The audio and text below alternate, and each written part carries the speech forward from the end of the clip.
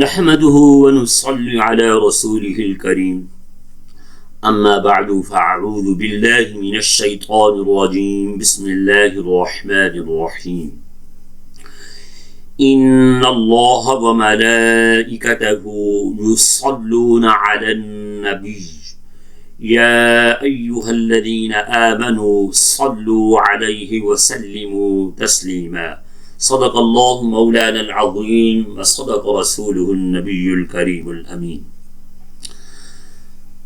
میرے معزز سامعین کرام، جیسا کہ میں نے آپ کے سامنے قرآن مجید فرقان حمید کے 22ویں پارے میں ایک آیت کریمہ تلاوت کرنے کا شرف حاصل کیا، جس کا ترجمہ اور مفہوم یہ ہے کہ ان اللہ و ملائکتہ یصلون علی النبی، بے شک اللہ تبارک و تعالی اور اس کے فرشتے نبی مکرم صلی اللہ تعالی علیہ وآلہ وسلم پر درود بھیجتے ہیں۔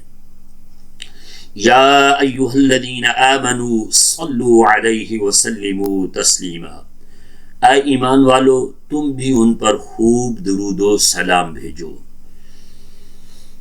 میرے بھائیو، صحیح مسلم شریف کی حدیث ہے کہ اللہ تبارک و تعالی کے پیارے نبی مکرم صلی اللہ تعالی علیہ وآلہ وسلم نے ارشاد فرمایا، جو مجھ پر ایک بار درود پاک پڑھتا ہے محبت سے تو اللہ تبارک و تعالی اس کے اوپر 10 مرتبہ رحمتوں کا نزول فرماتا ہے، اور اس کے 10 گناہ معاف کر دیے جاتے ہیں، اور 10 جنت کے درجے بلند کر دیے جاتے ہیں۔ دوستو، درود پاک کی بہت بڑی فضیلتیں اور برکتیں ہیں۔ آپ حضور نبی کریم صلی اللہ تعالیٰ علیہ وآلہ وسلم سے قرب چاہتے ہیں۔ اللہ کے محبوب نے خود فرمایا، جو مجھ پہ کثرت سے درود پڑھتا ہے قیامت کے دن سب سے وہ شخص میرے قریب ہوگا، اور اس شخص کی جنت کی بشارت میں دیتا ہوں۔ آپ یقین کریں، کشف القلوب کتاب ہے حضرت امام غزالی رحمۃ اللہ تعالیٰ کی، اس کا میں نے مطالعہ کیا تھا۔ سب سے پہلے صفحے پر جو چیز درج تھی اس کے اندر درود کی فضیلت تھی۔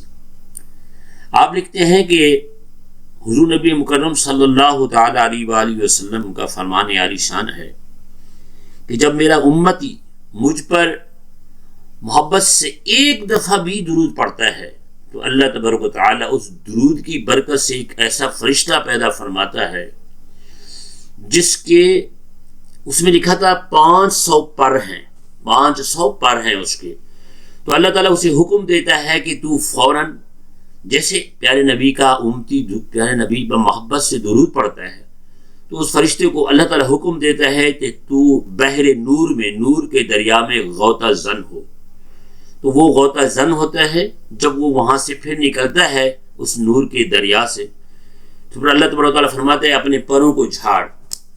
تو وہ جب اپنے پروں کو جھاڑتا ہے، اس سے جتنے پانی کے قطرے، دیکھیں آپ 500 پر ہیں اس کے، پتہ نہیں اس کے پر سے کتنے پانی کے قطرے گرتے ہیں، ان پانی کے قطروں سے پھر اللہ تعالیٰ اتنے ملائکہ فرشتے پیدا فرماتا ہے۔ وہ فرشتے پیارے نبی کے اس امتی کے لیے بخشش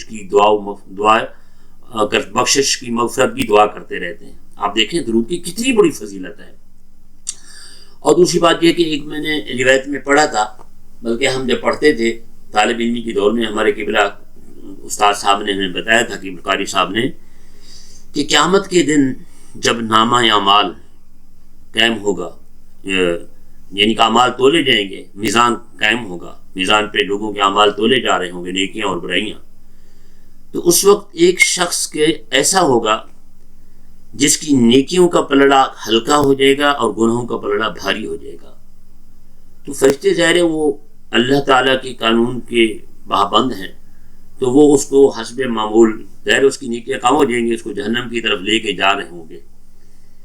اتنی دیر میں جب اس شخص کو لے کے جا رہے ہوں گے تو حضرت آدم علیہ السلام یہ منظر دیکھ لیں گے، تو وہ دور سے آواز دیں گے، یا محمد صلی اللہ تعالی علیہ وآلہ وسلم، اے محمد صلی اللہ تعالی علیہ وآلہ وسلم، آپ کے ایک امتی کو سزا ہو چلی ہے۔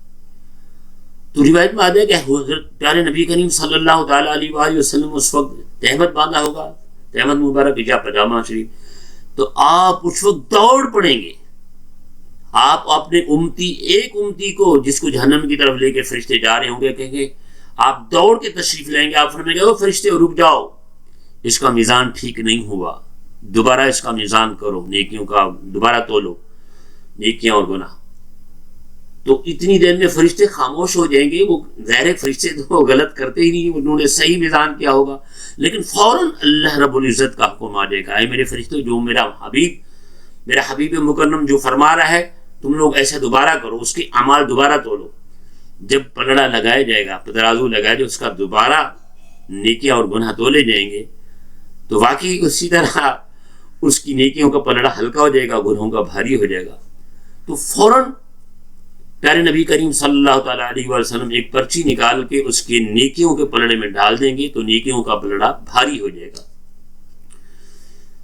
तो फिर प्यारे नबी कहेंगे देखा फरिश्तों, मैंने कहा नहीं था कि इसका यानी का मीज़ान ठीक नहीं हुआ, नहीं तोले गए सही इसकी नेकियां और बुराइयां।